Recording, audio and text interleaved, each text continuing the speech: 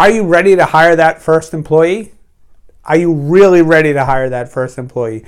I want to go over a few things about hiring the employee or not hiring the employee that may help you out. I'm Ron Ramsden. I'm a DYB coach, also a painting contractor up here in Massachusetts.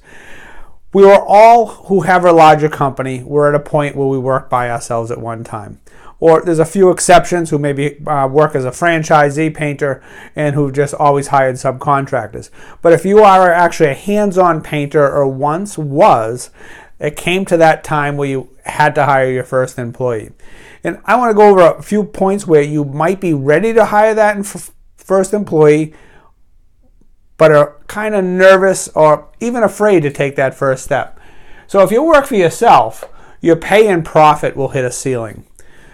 I don't care what you charge an hour, and we'll just throw out a number there, $50 an hour. You work 40, 50, 60 hours a week. You know you're not making $3,000 if you work 60 hours a week. You have overhead, you have supplies, you have all that other stuff that you have to account for. And it comes to a point where it doesn't matter how many hours you work, you seem to be making about the same amount of money. That may be a time where you have to start thinking about putting an additional employee on to take some of that labor burden off you and also to hopefully make profit on that employee.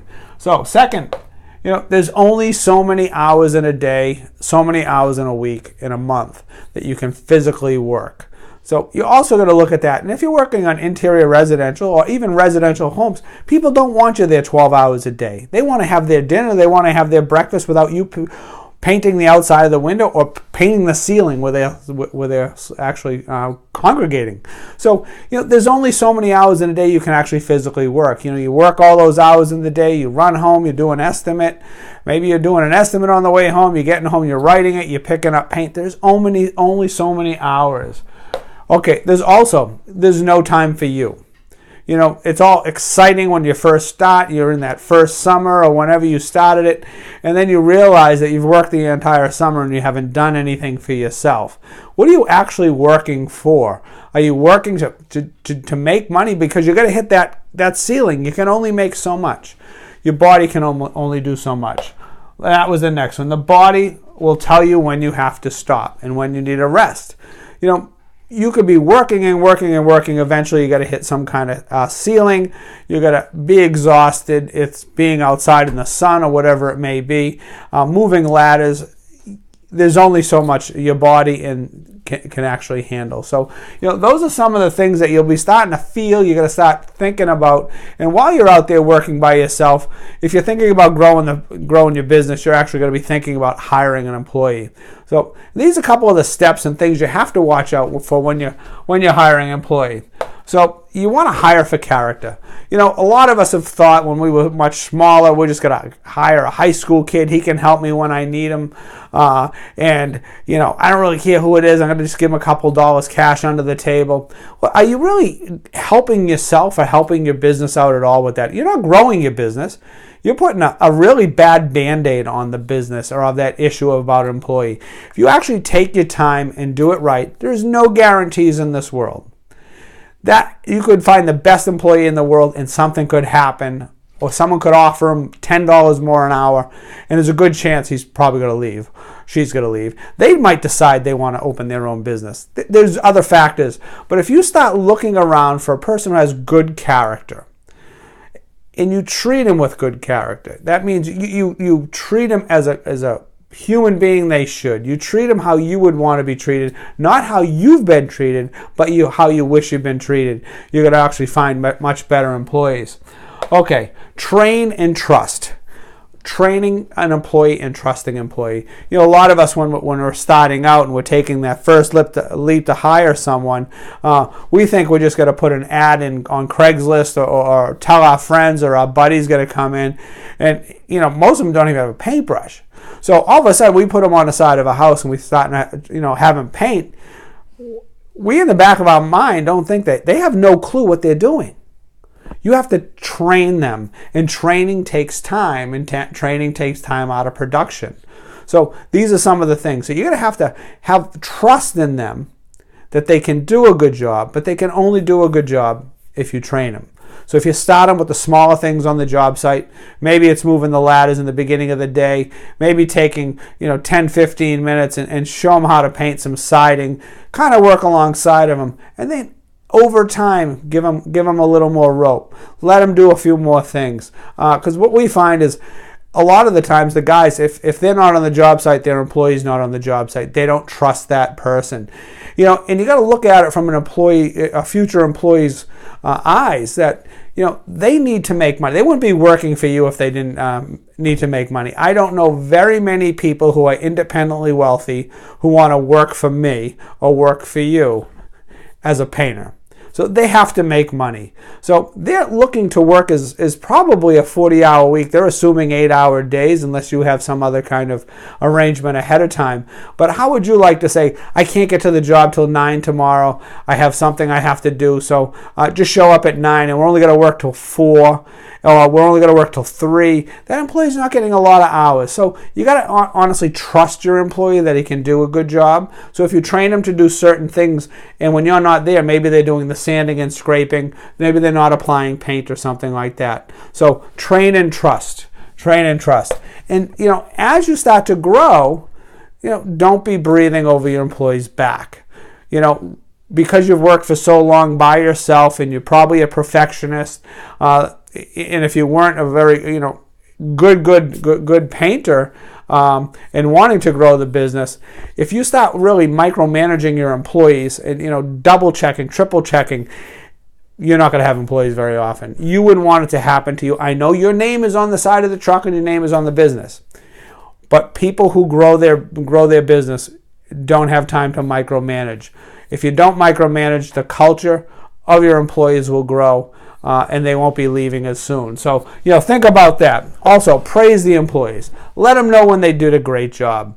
You can always, make sure you let them know when they do not so good of a job, but praise them when you had a great day.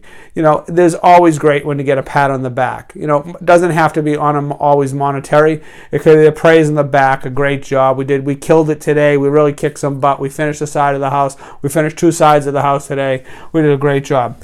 Also, pay well. This is one of my sticklers for a lot of painters. They'll put an ad in the paper and they'll want to pay someone $12 an hour. Well, $12 an hour is great if you're making $9 an hour now. You're making no money now.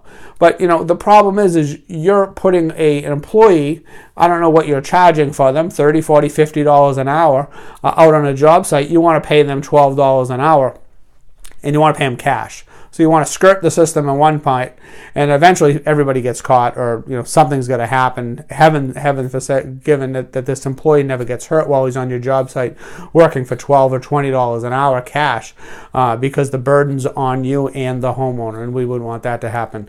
But if you give them incentives, you say you hit these certain points, the money is going to go up.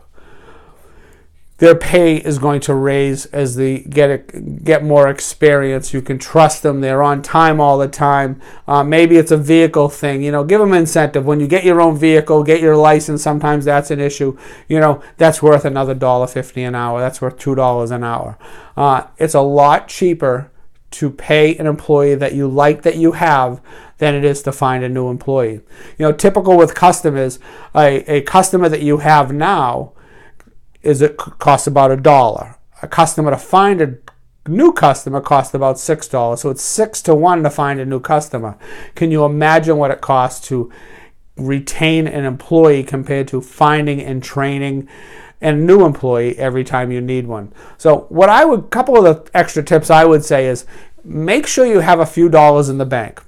You don't want to be running break even. You don't want to have a terrible cash flow. You don't want to be waiting for that next check when you want to hire someone, because that employee should not have to wait for their pay. No matter what if you pay every week, you cut checks on Friday or hold back and it comes in through a payroll process the next week, there's always should be enough money to pay that employee.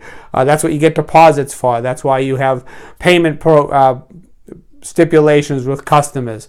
Or if you don't have those, you have been working for yourself for a bit now and you have some money in the bank, because you're going to be waiting for a check now and then. No matter how you operate, someone's going to owe you money. They might be waiting for a final walkthrough. They might be run out of checks that they didn't get. Could be a bank holiday where they're going to write a check on a Friday. Monday's a holiday. You're not going to get that check for Tuesday. It's no good till Tuesday. It doesn't show up in your account. You need that cash flow, and it's really, really not conducive to make your employees wait for their money. So what I would say is make sure you have all this stuff lined up. You have money in the bank. Start looking forward now. And when you're ready to hire someone, unless you have this special arrangements with someone, I would really look to hire someone full-time, although nothing's guaranteed in this world.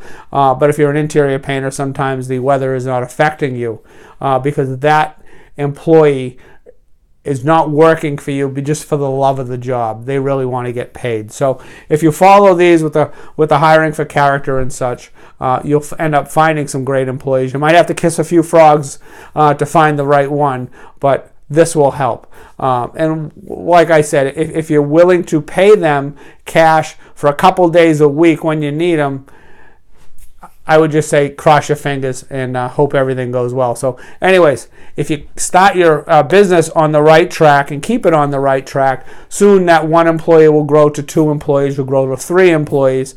You can then step back maybe out of the bucket and then work on the business so you won't have to be actually working in the business.